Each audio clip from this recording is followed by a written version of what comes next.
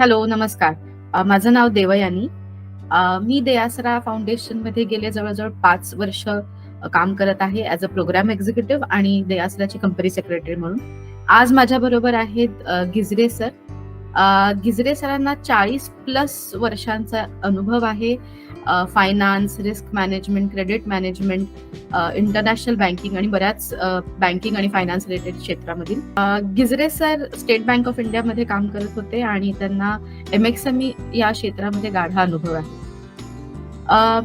So गिजरे sir, तुम्ही 40 वर्षांपासून finance या क्षेत्रामध्ये काम करत आहात. तर तुमच्या अनुभवानुसार तुम्ही सांगू शकता का, की छोट्या उद्योजकांसमोर फायनान्स या विषयामधील सगळ्यात मोठं आव्हान कोणतं असतं? छोट्या उद्योजकांना बँका आणि वित्तीय संस्था आवश्यक तेवढे कर्ज वेळेवर देत नाही. त्यांना नीड बेस्ड फिनान्स टाइमली मिळत नाही. याचा परिणाम त्यांना सतत लिक्विडिटी क्रंच म्हणजे आर्थिक तंगी त्यांना जाणवते. आणि दुसरा चॅलेंज म्हणजे त्यांना मार्केट, त्यांना व्यवसाय स्पर्धेत टिकून राहणं व सातत्याने विक्री वाढवणं आणि हे सगळं किफायतशीर बिझनेस साठीचं प्लॅनिंग करणं हे त्यांना चॅलेंज जाणवतो.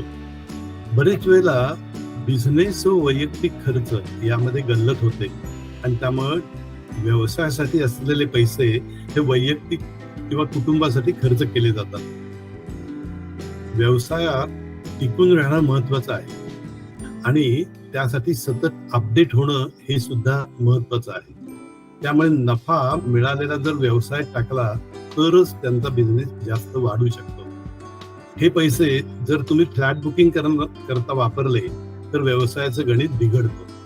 काही वेळेला अनएक्सपेक्टेड एक्सपेंडिचर येतो. जुनी जी मशिनरी असते त्याला आकस्मिक मोठा खर्च निघतो. हाही एक चॅलेंज त्यांच्या पुढे राहतो.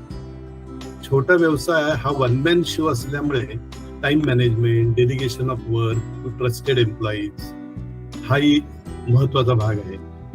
एकटा चलो रे या भूमिकेने व्यवसाय उभा राहत नाही आणि मला सगळं कळतं असं समजला तर प्रगती खुंटलीच म्हणून. व्यवसाय माझ्या मते हा खेळाप्रमाणे एक टीमवर्क आहे. कॅप्टन जेवढा महत्वाचा तेवढाच प्रत्येक घटक महत्वाचा असतो. प्रगती करायची असेल तर उत्तम टीम बांधावी लागते. म्हणून त्यांच्याकडे ट्रस्टेड पार्टनर असं बघणं आवश्यक आहे. आणि सर्वात महत्वाचं मला असं वाटतं की व्यवसायाच्या जमा खर्चाच्या नोंदी ह्या रोजच्या रोज करणं आवश्यक आहे. आता बरीच ऍप्स निघालेली आहेत, अकाउंटिंग ऍप्स आहेत, तर टेक्सॅवी बनणं हे सुद्धा महत्वाचं आहे. मला असं वाटतं माझ्या हातात खेळतं भांडवल म्हणजे पैसे किती अवेलेबल आहेत, कोणाकडून किती पैसे केव्हा येणार आहेत याची आर्थिक नाडी लागणं हे सर्वात महत्वाचं आहे. थँक्यू.